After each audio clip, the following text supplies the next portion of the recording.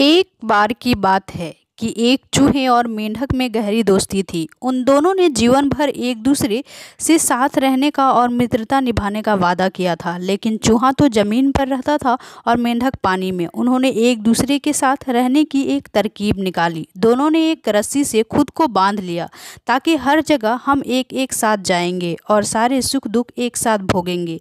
जब तक दोनों जमीन पर रहे तब तक तो कोई समस्या नहीं थी, सब कुछ अच्छा चल रहा था। अचानक मेंढक को एक शरारत सूझी और उसने पास के एक तालाब में छलांग लगा दी।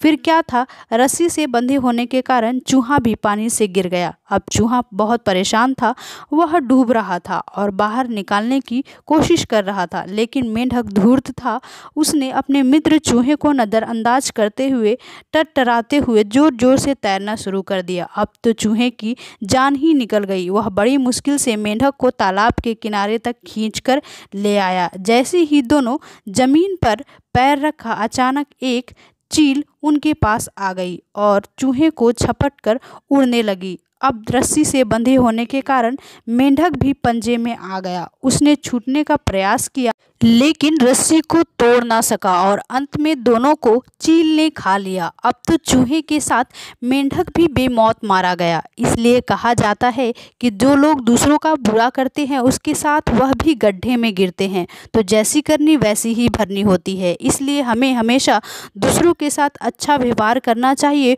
और दूसरों के साथ कभी भी बुरा व्यवहार नहीं करना चाहिए, क्योंकि इंसान के कर्मों का फल इंसान को कभी ना कभी मिलता ही है। तो दोस्तों, इस कहानी से हमें शिक्षा मिलती है कि जैसी करनी वैसी ही भरनी होती है। इसीलिए दूसरों के साथ अच्छा कर्म करें। धन्यवाद दोस्तों।